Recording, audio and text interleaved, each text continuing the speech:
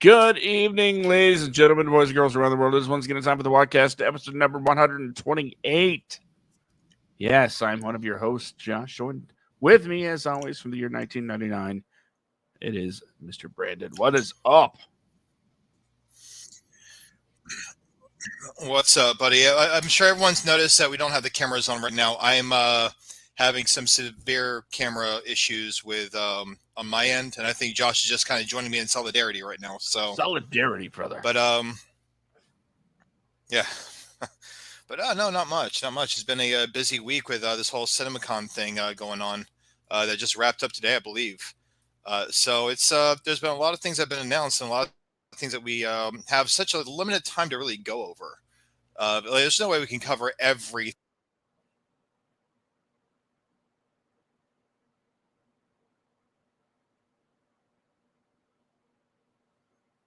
Nobody cover every announcement. Yes, I agree. Absolutely 100%.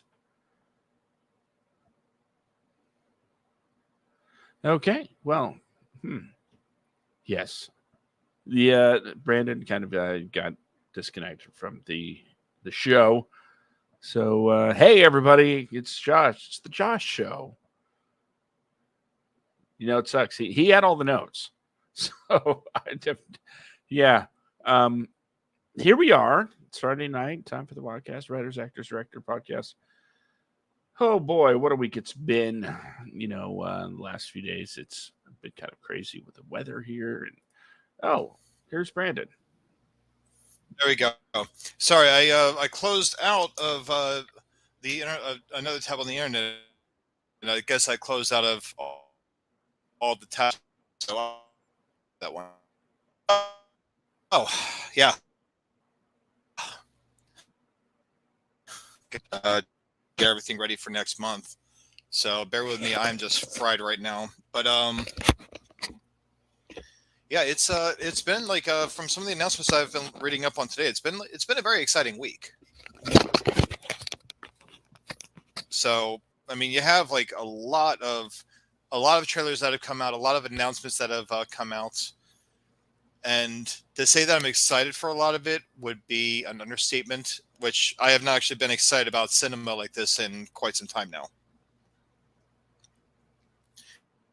Because let's face it, the last couple of years, we haven't really had a whole lot to really look forward to outside of a handful of big name projects.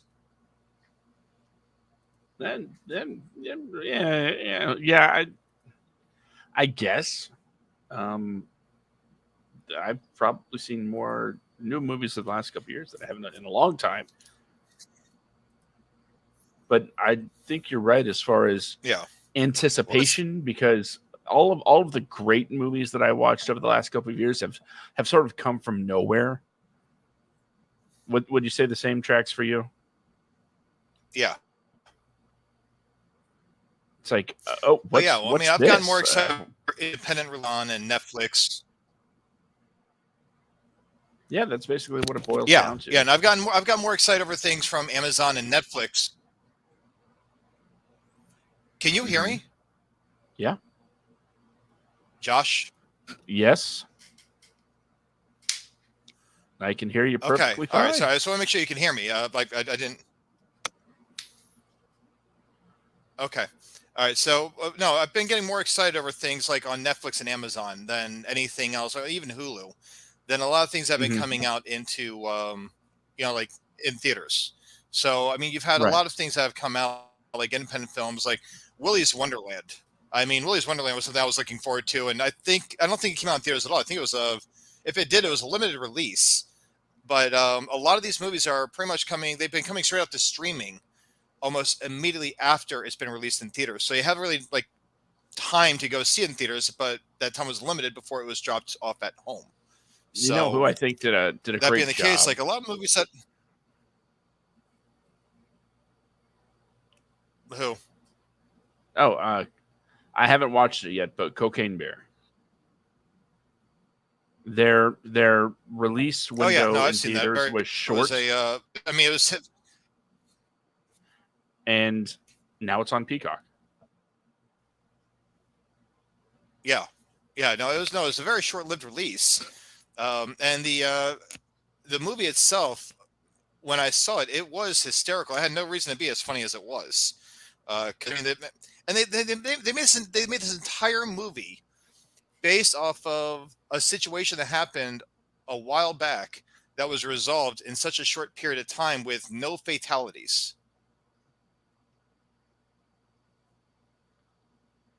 I can see Why does some it say it's young loading? screenwriters kind of seeing that on the news and going, oh, this is it. Oh, I'm definitely writing this. And then, yeah. Oh yeah, Wait a few yeah. seconds. Yeah. Well, I mean, look at Jaws, right? Mm-hmm. I mean, look at Jaws. Jaws was a movie just. I mean, the book was written based off of an article. Right. Then you had the movie, and it was just.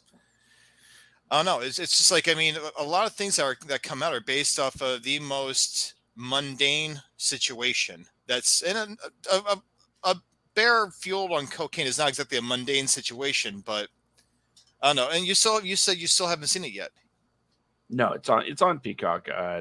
But you know how the schedule is this time of year. It's kind of hectic. I don't think I've watched Yeah. I don't think I've watched a movie, sat down and watched a movie in, gosh, a couple weeks. I Yeah. mean, you got Barry No, is back. it's The Fabulous Mrs. Maisel. Just it's time for some of these like really great shows to start up again, and the time for movies it's coming up because the summer season is ready. You know what? Cinco de Mayo. It has Guardians 3 coming out, and I took a day off yeah. of my day job, not for that, but I was thinking, well, as long as I had to take the day off anyway, right?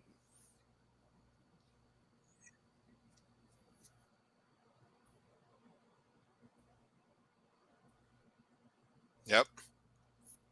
I requested off for get it, but I'm kind of happy I didn't because I need all the hours I can get towards, you know, next month. But it's one of those deals where I was really hoping that I'd be able to at least like be off for May 5th, but it looks like I will not be. But I will be off for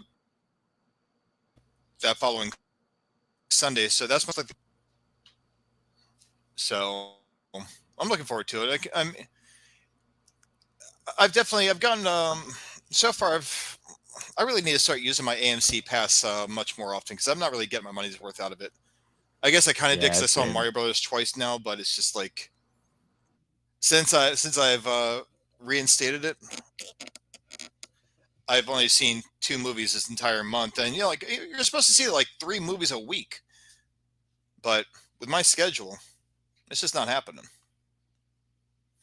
If they would But just open up the theaters a little bit earlier in the day, then I'd but no, it's easily like be able there to was a get a movie in. yeah. But to answer your question, I I've been more excited for the independent releases than anything else. You know, it's like that is where a lot of the entertainment that I've seen in a long time. It's kind of hard. Like otherwise, you're looking at like just a barrage of superhero movies. Shazam 2, I have a lot of problems with it.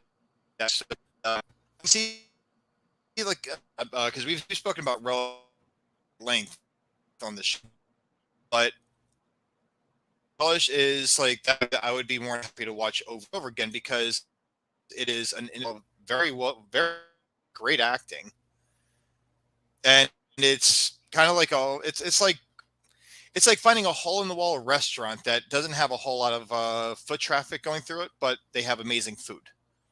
I like film. I like movies like that where they may not be a a big name director, a big name production house, or anything like that, or distributor, but it's a damn good movie. And there's quite a few of them. Unfortunately, at Cinemacon, they don't cover these movies. They cover movies that have hundreds of millions of dollars of backing with famous names attached to it. Like Vin Diesel, he came out and he was Fast X, but he refused to read the script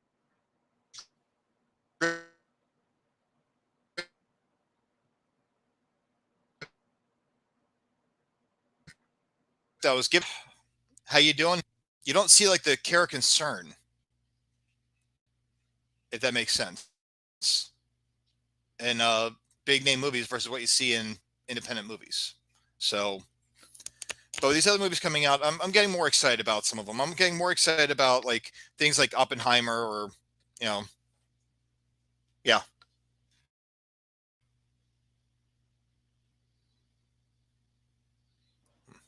So you're excited about Oppenheimer, huh? I'm curious because it is a damn like the whole concept of like the father of the atom bomb and everything else. If I like historical movies, and if this falls in that realm, then I'll be excited to watch it. I like those kinds of movies. I'm more excited about Kung Fu Panda 4, if I'm to be honest. But Oppenheimer, like, as long as I can understand what the hell these people are saying in this movie, I'll be even more excited over this. Because let's face it, man, Christopher Nolan, Tenet, that movie was not it for me. Like,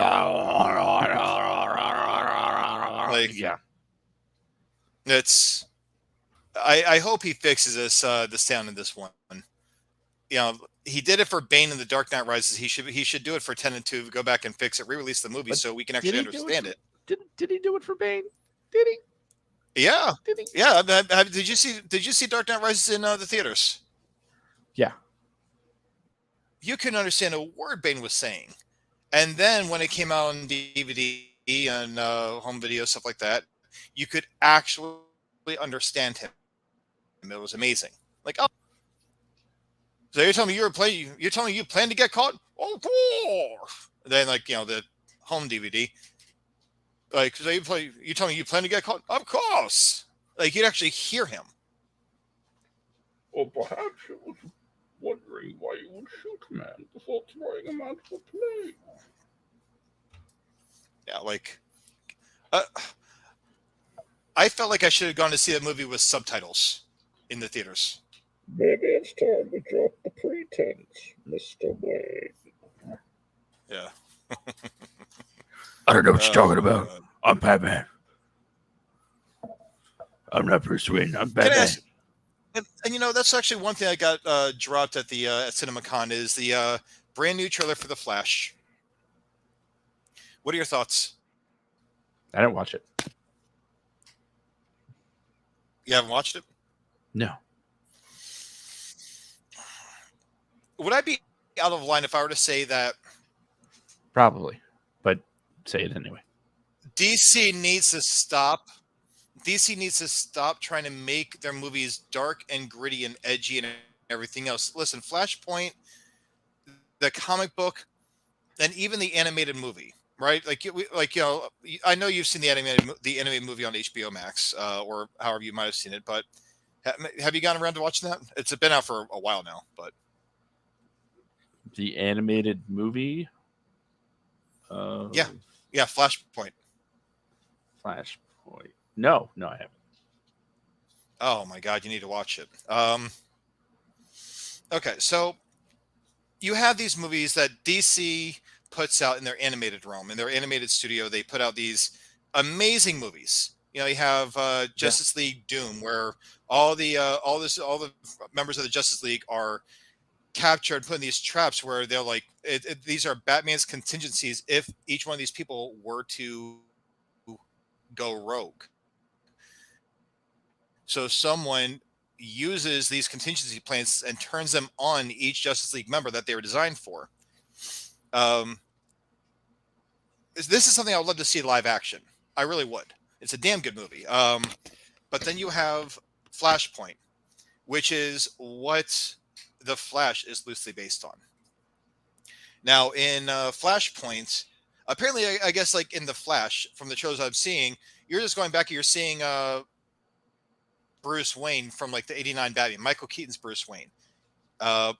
In Flashpoint, Barry goes back in time to save his mother's life and to keep his father from being charged with her murder and getting locked up all of his life. Now, that being the case, when he comes back into the present time, he's altered the timeline so much that instead of Thomas and Martha Wayne being killed, it was Bruce Wayne that was killed. Thomas Wayne is now the new Batman, and he's a very brutal, sadistic Batman. He kills without question, all that stuff. Martha Wayne is the new Joker. She went crazy when Bruce was killed, and all Thomas Wayne wants to do is rehabilitate her and bring her back. And the story itself, like the comic book, actually touches on this in a way that would be amazing to see on screen and see it play out. But you have Aquaman and Wonder Woman are at war with each other. What was Aquaman's girlfriend's name or wife's name? Mira, Merida? I think. Not Merida. Merida is killed by Wonder Woman.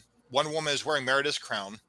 So since Wonder Woman killed Merida, Merida is now like Wonder Woman is now like pretty much at war with Atlantis. Meantime, you have Cyborg, who's working for the government, and you have Superman, who, although he crash landed, he was immediately captured by the U.S. military, and he is pretty much being held in a base to where he's never been outside this base. He's trapped in a room with a red light in it, like the red sun, to make sure that he has no powers. He's beaten, abused, and everything else. He's malnourished. So that you have all these things, and Reverse Flash is the... I don't want to say like the bad guy, because really Barry's the bad guy here. But the Reverse Flash is taking up all the Speed Force to where Barry does not have any Speed Force, and he even switches his costume, Barry's costume, with his own costume to let him know that he's the one that did that, like is there with him. I would love to see this play on the big screen in live action, but that's not what we're getting. We're getting Barry going back in time, changing something, coming back to the future, I guess, and Bruce Wayne is now Michael Keaton as opposed to Ben Affleck. But it looks like he's like not Flashpoint. He's flying. He's going into another reality. So it's not so much a timeline as it is. I guess Superman does not exist in. Yeah, I guess that's what it's going to. I guess that's what it's going to be. So, yeah, like I'm really baffled by it, but they're drawing so much from the Flashpoint series that I'm like, why not just do Flashpoint? That would have been an amazing movie to see. Tell me you would not want to see Jeffrey Dean Morgan reprise his role as Thomas Wayne as a completely brutal Batman. That the first time you even meet him, he throws someone off of a rooftop. Just that if Cyborg didn't catch her, she would have died. Like he had no intention of like just shooting a grappling hook at this girl and like pulling her back up. He just threw her off a rooftop. Imagine Negan and Batman as one person. That's what we would have seen if they did a live action Flashpoint. Then you have Martha Wayne, played by, I forget her name, the girl that plays Maggie in Walking Dead. I can't think of her name, but she would have been Martha or the new Joker, and we would have seen a whole lot of messed up shit. It would have been awesome.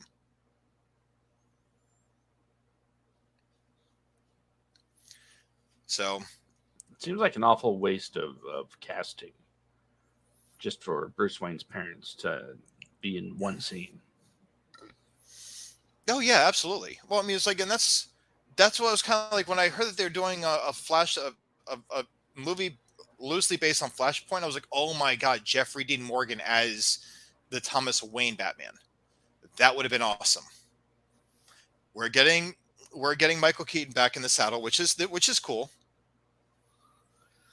I can't say I approve of them destroying the Batman Returns costume as a substitute Flash costume. But 'tis what 'tis. But Sasha Cale, she's awesome. I'm looking forward to her as Supergirl. I want to see what she does. Go ahead. What? Sorry. No, I was just going to say that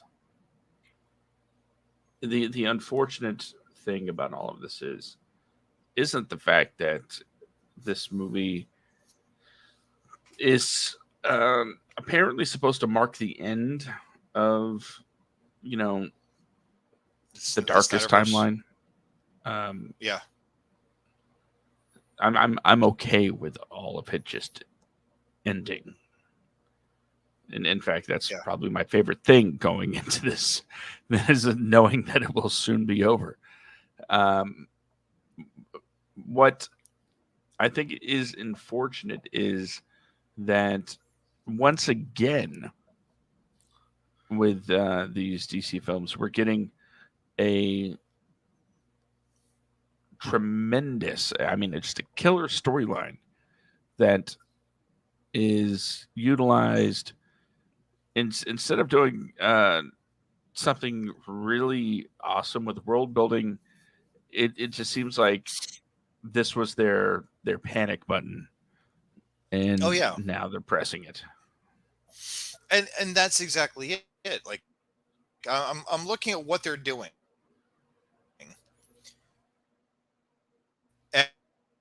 and they're going to revamp everything. They just need to tear everything down and redo it. But they need to show it in a way, like they need to do it in a way that it's all copacetic. It all lines up, or it all flows well together in theme.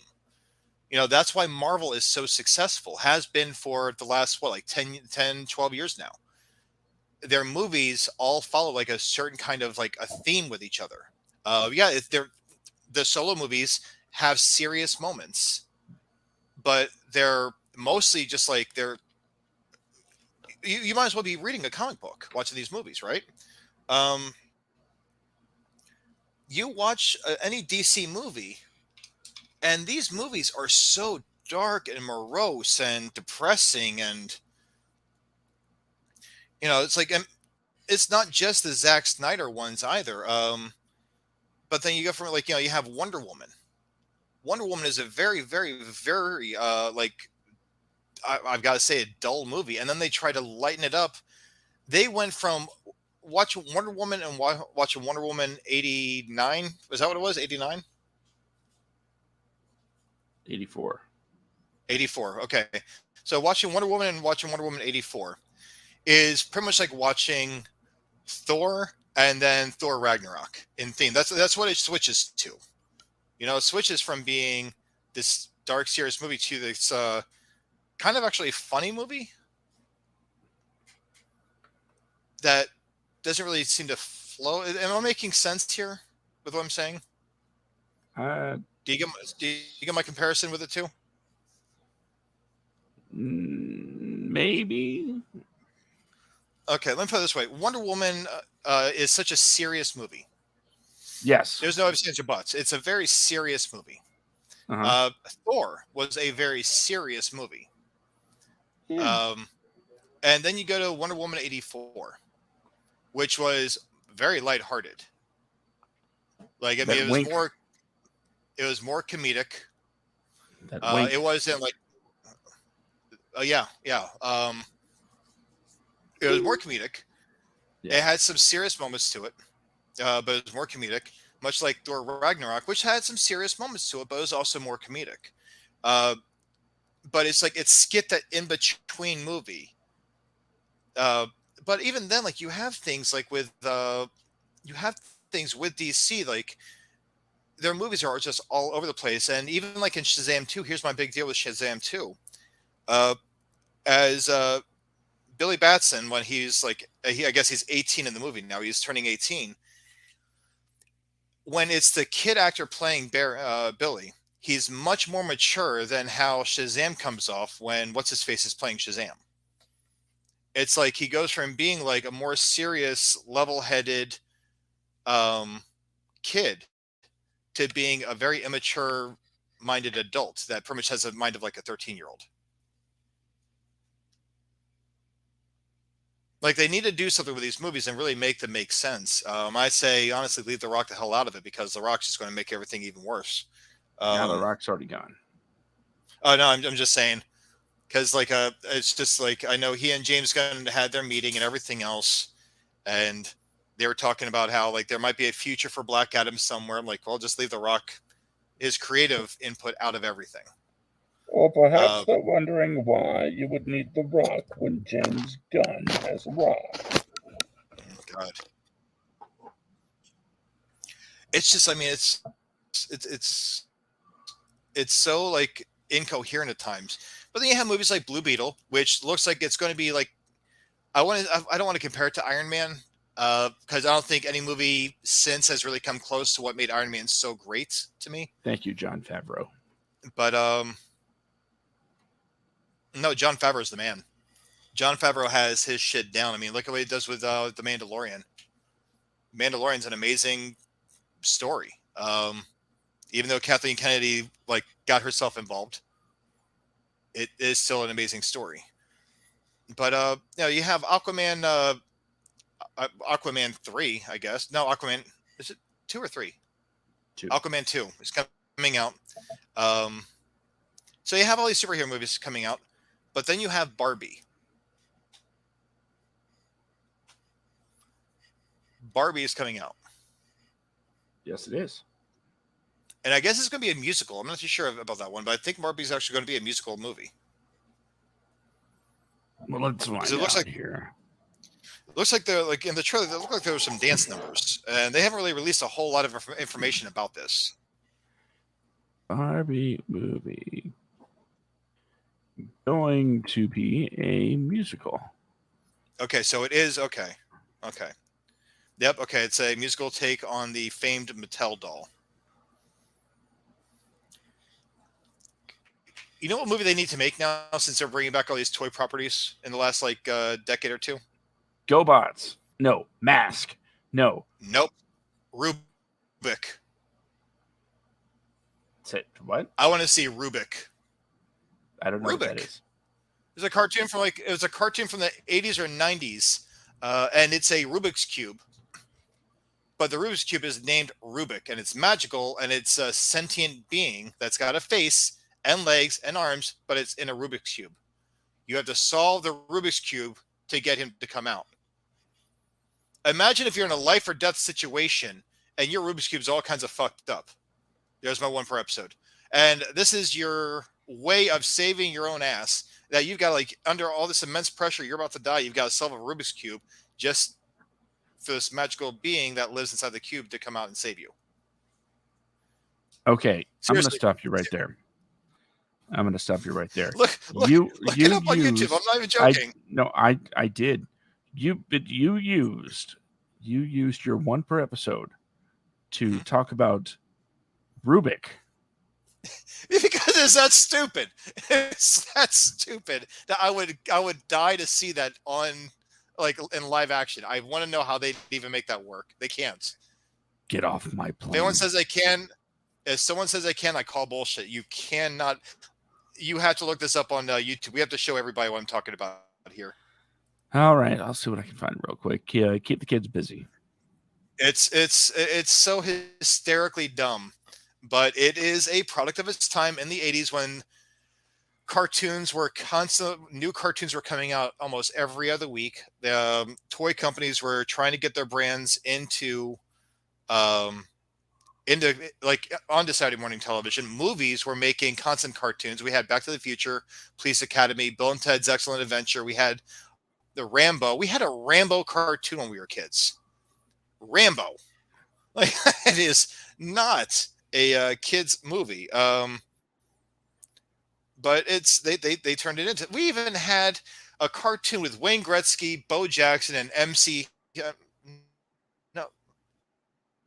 No. It was Bo. Who was it? It was Bo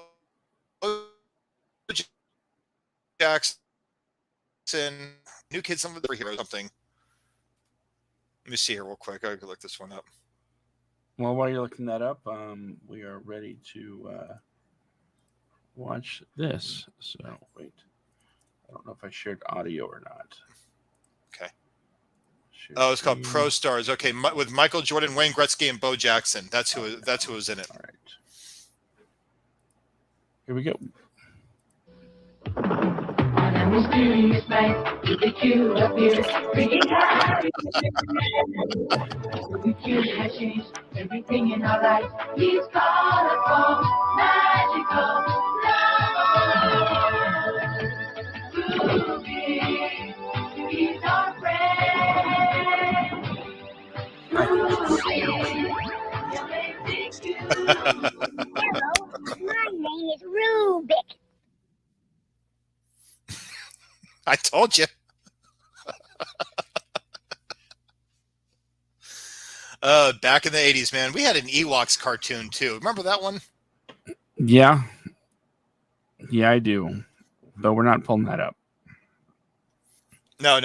We have to actually get back to Cinemacon. I'm just saying, like, how dumb. Like, can you imagine that movie ever getting made? Rubik.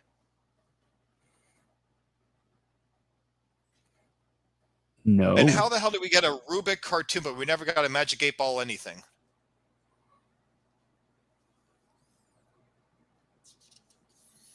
Oh man.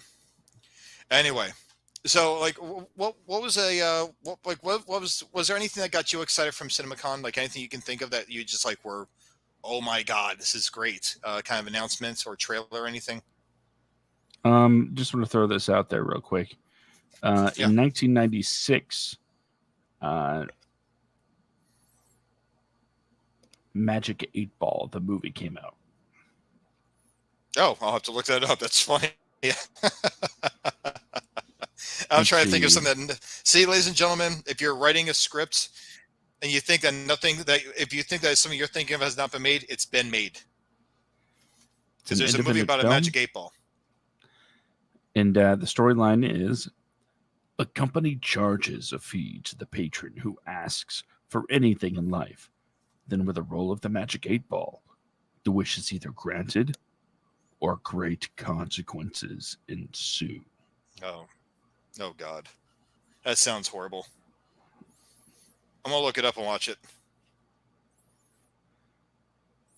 Yeah, it cannot be worse than Trump versus the Illuminati.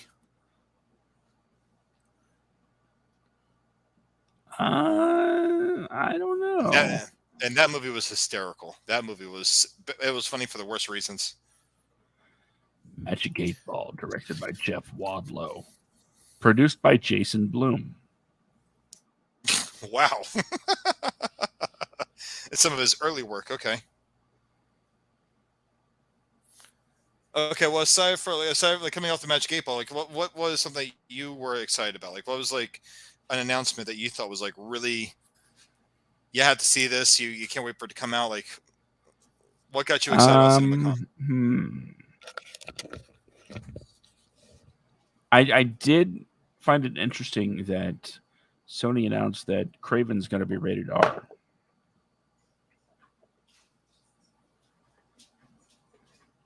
An R-rated movie in their Spider-Verse? I don't know. I mean, it's weird, though, that they're like, Venom, we need to make PG-13. Craven? Nah, screw that. You can be an R. I know, right? That really like baffled me. I mean, like Disney is still releasing Deadpool 3. They're like, no, it's going to be R-rated. We're going to keep it in line with the other two movies, and you know what? Those are very successful movies. But Venom, like, listen, they dropped the ball with Carnage. So when I heard that Craven was going to be a rated R movie, Carnage and Morbius were two characters that were completely sullied by what Sony tried to do. Kraven, I'm excited to see what happens with Kraven, especially if they're going to keep a Hunter a rated R character, because he was brutal in the comic books. He was toned down for the cartoon in the 1990s, but he was sadistic in the comic books. You want to know? So I was that nerd kid that read the novelizations of a lot of comic book stuff. Yeah. I was too. I get it. I think one of the almost weirdest, sickest things that I've ever seen is, I don't remember which book it was, but it was Spider-Man versus the Sinister Six novelization. And it had this several paragraphs of the Vulture just grabbing some random pedestrian and then taking him up in the sky and then dropping him, letting him free fall, and then staring into his eyes as he fell to his death.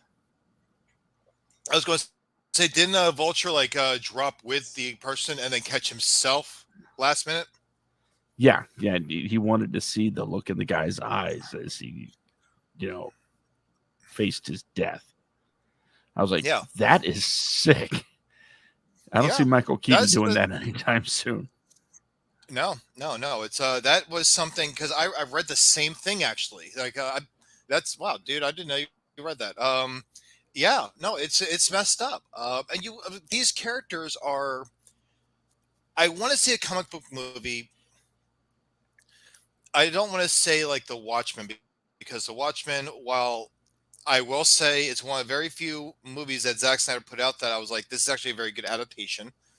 It was missing a lot of stuff, but for what it was, you take away the sex scene in the blimp, which really, I don't know, that was way too drawn out. Watchmen was actually pretty brutal when it came to all these characters. I would like to see a movie where it's like that. But my problem is, and I've got to say it again, I want them, if it's a studio like DC or or Marvel, I want them to just stick with a theme for the movies. You can have dark moments in movies, right? Mm-hmm. But just stick to a theme. Because even in Deadpool, still had that theme of like an X-Men kind of feel, right? Like it still had like he's batshit crazy, but it still had like the same feel that you got when you watched like the X-Men movies. It still had like that same kind of theme, if that makes sense. It just felt like you're watching like a rated R X-Men movie. Then when Logan came out, like, oh, okay, this is kind of like, along those lines. It's but just like stick to one. They're bouncing like all over the place with DC. Sony, I hope they do go with Kraven, because let's face it, Sony does not exactly have like a very good record with their Spider-Verse properties that they have. So here's the hoping that it's not just rated R, because there's 2 or 3 F words in it, and the rest of it's all, edited for the kiddies. Well, I don't know if you heard, but it seems that somebody is listening to us, because every time something comes up on the show, next thing you know, it's out there in the world. In one particular instance, we found out that Guardians of the Galaxy Volume 3 is going to follow the WADcast rule. No, that's They're right. letting him have one F-bomb. Yep. Yeah. So you're welcome, everybody. And it's just over the car. Yeah, it's just like the car scene. That's it. It's frustrated Peter Quill drops an F-bomb finally. It sounds familiar, like a certain Brandon we know using an F-bomb to talk about Rubik. Yep. And ladies and gentlemen, if you have not watched or listened to any of our earlier shows, or if you don't know me on a personal level, Josh will attest to this. I have a very foul mouth. I have a very foul mouth. It's true. And Josh, if I'm talking to him on the phone while he's driving to or from work or driving anywhere, he has to let me know if his kids are in the car. Because his kids, and his oldest will actually correct me and be like, "There's a child here." No, It's the like, "All right, youngest. sweetie." Like, It's the youngest. oh, I thought it was the oldest. Okay, No, so the youngest corrects me. it's not The a youngest corrects 16-year-old me. you're being scolded by. It's a 12-year-old. It is the baby it's the baby of the group that gets on me, and she's like, With a, "There's a child in hey, the car." I'm like, okay, sorry, sweetheart. Like, and I still slip up. But I think, you know what? I think when I'm on the phone with you and when your kid's in the car, I think I do a pretty good job. for the most part. But Like, I really I've don't want to slipped make it up a few sound like I'm times. some sort of. I don't want to make it sound like I'm some sort of prude. Oh no, you got a bad mouth too. But you're a dad, and you control it around the kids for the most part. But yeah, I'm just saying. As a parent, I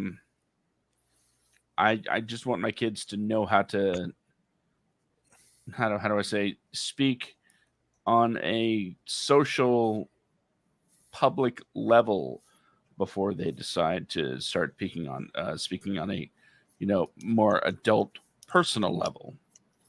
They to Yeah. be able to have that switch, you just turn it on and off. You're aware of who you're with, your audience, so to speak. Absolutely, yes, and I respect that. I do, and I'm if I'm around a kid, I'm usually pretty good. But I also spend a lot of time on set. I spend a lot of time on movie sets and everything else in studios. So I'm around people that, like, if you ever work in and you've worked on set, these are people that are. It's like working a blue collar job. These people have foul mouths on them usually. Like, ladies and gentlemen, Yeah. people in the entertainment industry, we have very bad mouths. There's a lot of swearing at all times. There's no safe space at all from bad language. It is very, very, very foul language, and very dark humor on top of that. But yeah, it's like it's one of those deals. But we only have like a few more minutes before I have to get going because I do have my night job tonight. But can I just mention there's two animated features, one of which absolutely overshadowed Christopher Nolan himself with Oppenheimer. Kung Fu Panda 4 was announced. And while a lot of people probably there's a fan following for the Kung Fu Panda movies, but first off, they are amazing movies. In my opinion, I think they're great movies. But Jack Black spends so much time on set now on live action movies. Between that and also trying to do his thing with Tenacious D with Kyle Gass, that the fact that they're finally pushing out a Kung Fu Panda 4 is awesome. Now, next to Kung Fu Panda 4, and like when that came out, like it was just like people were just going crazy and cheering for that one. But they're also making a Shrek 5. Is it Shrek 5, Josh, or is it Shrek 6? I don't know which one it is now. I'm pretty sure it's Shrek 5. Shrek 5. With the original cast, you got Cameron Diaz coming out of retirement for the umpteenth time. Apparently, she's retired a few times, not just once.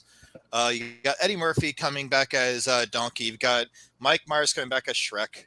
And so it's like you have Antonio Banderas coming back as Puss. So you have like all these characters, but Mike Myers, when he's doing like Shrek, it's just he's just really imitating his father. Like, it's a comfort level for him. I don't know. Like, I honestly, and even then, like, I look at Shrek 2 being like the best of the Shrek series. Still, I look at that as like the magnum opus of the Shrek movies. I haven't seen anything come close to it since. So, yeah. Was it Shrek 3 and Shrek Ever After or something like that, right? Yeah, last two? it didn't really trend upwards as far as quality goes. No, no, not, so that's why I was surprised to hear that there was a Shrek 5 coming out. I'm like, I didn't think that they even like did well enough for between Shrek 3 and 4 to even warrant a Shrek 5. Like usually think studios it's, monitor like stuff like that. Puss in Boots that really pushed it over the top. You know what? You might be right because Puss in Boots, the movie was damn good. It was The really Last good. Wish was. Don't know why they went so hard. I'm glad they did. Oh, for the Puss in Boots movie that just came out, right?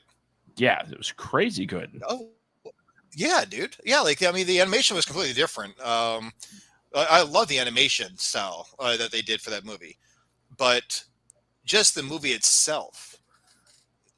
You know what? That took it back to Shrek 2 level of awesomeness because there were so many messages in that movie for Puss in Boots that, you know what, I hope to God, see, Shrek 5 has a lot to live up to just because of that one movie.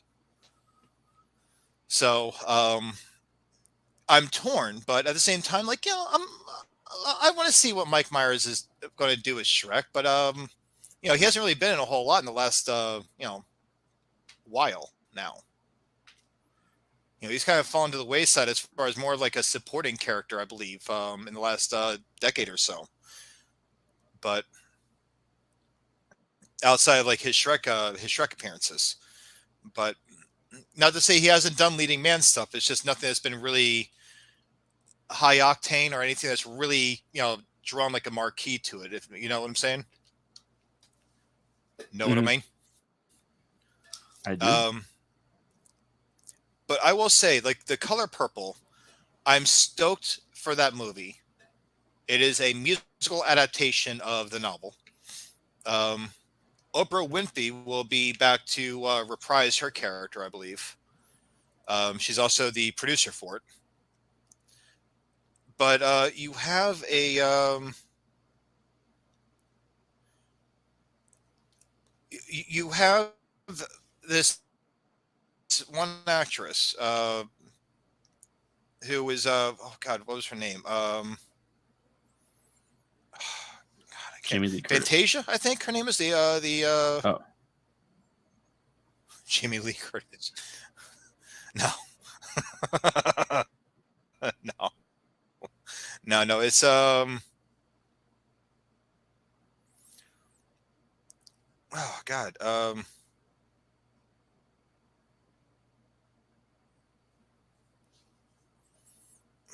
damn it. Gotta love the deafening silence. I'm trying. I think her name was Fantasia. But you have Fantasia as yeah, okay, Fantasia. I'm sorry, I was looking this up here. Fantasia as Sally Harris. And you know, so you have Taraji as Shug Avery. I mean, it's like there's a bunch of people here that are actually really awesome. Coleman Domingo as Albert Johnson, Corey Hawkins as Harpo Johnson, Danielle Brooks as Sophia. Yeah, I mean, Ciara as Nettie. Like, I mean, so like this is actually going to be really awesome. Halle Bailey as young Nettie. So they have some amazing actors and actresses in this movie. And it's a shame that it's already gotten some of the hate that I've seen it getting. You know, people commenting on there about how this is another woke movie. And like, it's based off of a book. No, I'm not even joking. I've already seen people talking about this movie on Facebook and groups about how it's like another woke movie. And like, dude, just because it's black people does not mean it's a woke movie. First off, the book was phenomenal. The movie with Whoopi Goldberg and Oprah Winfrey it's a great movie. And Danny Glover, holy shit, dude. You know, like I was talking about brutal characters earlier. Danny Glover in that movie, damn. But the musical is actually a really good musical. It's been around since 2005, I think. I saw it in 2007, and I was blown away by it. And I know Fantasia has taken over the role of Sully. I cannot remember the actress's name that originated Sully in the musical, but she is currently, I think, unavailable because she's performing on Wicked on Broadway right now, so she can really make it for the movie. So I'm actually really stoked about this. The Color Purple, it looks awesome. I like musicals, so I'm down to see what a musical adaptation of this movie would be like. Because it's got to be a whole new level. This is where I should have saved my F-bomb, but it's like it's got to be messed up for that for it to work as a musical. It's got to be like really messed up. At least in like cinematic form. I want to see how that plays out. But yeah, that's all I've got. I've got plenty others, but it's I kind of mentioned them in passing. Well, you do have one more thing before you get out of here. Yeah, what's up? Next week. Oh, that's right. I'll let you announce this one because you secured it. I secured the bag. All right. Well, for those of you that are interested in costume design specifically, and maybe if it's just a passing, whatever the case may be, next week on this show, Yep, it's going to be costume designer Whitney Ann Adams. It's going to be a wonderful May the 5th, Cinco de Mayo. You might know her work from We Have a Ghost with David Harbour, Happy Death Day to You, as well as the Vince Vaughn, Catherine Newton body swap horror comedy Freaky. She did the costuming for those films, as well as many more. But quite frankly, if I kept putting up all the posters that she's done work for, there would be no room for her face. So next week, next Friday night, we have Whitney Ann Adams to talk to us about how she got to where she is and what exactly she does. So look forward to that. It's the first time we've kind of strayed away from the WAD guest formula. department. Yeah, we haven't had a special guest on the show in quite some time now. It's not for lack of want either, ladies and gentlemen. It's just because, we've had, and it's like I don't even say that we didn't want to have like our like former guests on the show, but there's been so much going on between the both of us in our personal lives and our work lives and things we're working on behind the scenes that we haven't really had the time to go out scouting for special guests. Oh, if you only knew the things that we had cooking. Yeah, it's a lot. It's there's a lot of building, and I know that we've mentioned a few things a few times, but ladies and gentlemen, you literally have only two people working on a few of these projects that most of the times you'd have a team of people working on. So, and if we had money, we'd have a team. So till then, we're a bunch of broke boys, and we are just trying to make ends meet for ourselves, deliver our pseudo quality entertainment every Friday night to you. And in this case, Whitney is going to be our first special guest in a long time. I'm Death Day 2. I didn't really care for, but Freaking, We Have a Ghost, and some of her other things she's worked on are all things that I absolutely loved. But even though I did not care for Happy Death Day 2, the costuming was on point. So I've got to give her that. I'm very excited to have her on the show. You know what? And just looking at that picture of her, she looks like she'll fit right in with us on here. I had this idea earlier today. Maybe you could tell me if it's a good one or not. You see, I am often trying to think of different ways, to raise some capital for the things we do. And one of my first thoughts was, you know what? How about if we raise, I don't know, $1,000? If we can get $1,000 brought in, Brandon has a drinking episode where he just drinks on the air. And we'll even go a little bit longer so you can hear Brandon get good and vishnicked. I thought that could be fun. For every $5 I drink another beer. $5 for a beer, $10 for a shot. I'll see you in the hospital. No, like, I honestly, I think it'd be funny to have like a because you have drunk history, right? I think drunk reviews would be hysterical. I was just thinking that. But see, there was a second part to this idea, and that was to get Brandon to do something like that is basically Brandon going. You're asking for foul language. Oh, it would definitely be sort of a special situation, not for the masses. So here's what I was thinking, because to get Brandon to drink, all you have to do is say is, okay, if to get Brandon to drink, and you're saying this as he's pouring himself a drink, he's like, we need $1,000. Then he puts the bottle down and he's like,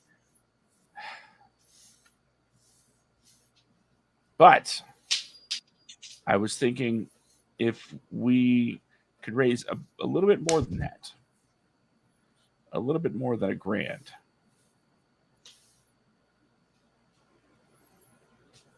I will do it. Yeah, Josh is not the drinker. Well, don't sacrifice your liver for the sake of finances. I'm not even much of a drinker myself anymore, buddy. Please, but I my liver is so untouched. I could probably pull a Robert Downey Jr. and be okay. So I would do a drinking episode if we pull up some capital. What do y'all think? Should Josh do a drinky episode? We're saying all this with his picture on there. Yeah. Yeah. Like next week, Whitney. Hey, should we drink? But no, I'm down for that. I definitely think that warrants a conversation. Sober. But yeah. Well, how many times have I actually been kind of buzzed on the show, man? It's been a few times now. Out of 128 episodes, maybe it's in the triple digits. At least no. I think in the 120 episodes, I think maybe like 10 or 15, I actually had quite a few drinks in me. So those are pretty good. Those are pretty good ratios. So I'll take it. But I do have to get going, ladies and gentlemen. I'm going to let Josh have the final goodbye. And like Jerry Springer's final thoughts, right? Rest in peace, Jerry Springer. By the way, guy was awesome. Josh, do your thing. Final thoughts. You guys have a great night. Happy Friday. I'm not gonna make a joke. Listen, you guys have a great night. Josh, you're going to do it, and yeah. All right. It's just us. Well, it's almost just us. It'll be just us in just a second as Brandon tries to figure out how to exit the studio, thinking he might be a little tipsy. No, I'm just kidding. He doesn't do that before he goes to work. So anyway, here we are. It's the last episode before our very special guest next week, and I'm pretty sure that what you're going to hear a lot of is an amen to the idea. The only thing standing between you and your dreams is you. If you want to make something, make something. Be a creator. Don't wait. It doesn't help anybody to wait. Start now. Start by going to wadcomedia.com, where you can find all the great links to all of our socials, and let us know, hey, I'm working on something. Let us know that you are taking that step to becoming the creator that you want to be. If you want to write, just write. If you want to direct, grab your phone and get out there and start directing. That's really all it takes. As Kevin Smith says, technology, the tools for storytelling have been democratized so hard that any fool can get their hands on it. Well, fools, I'm a fool as well. It's not insulting. Time to get creative. Go out into the world and start putting out your art. This has been the WADcast, episode number 128. It's the Writers, Actors, Directors podcast. We will see you next week with episode number 129, Woody and Adams. I am Josh. That other guy over there is Brandon. And we will see you all next week. Good night.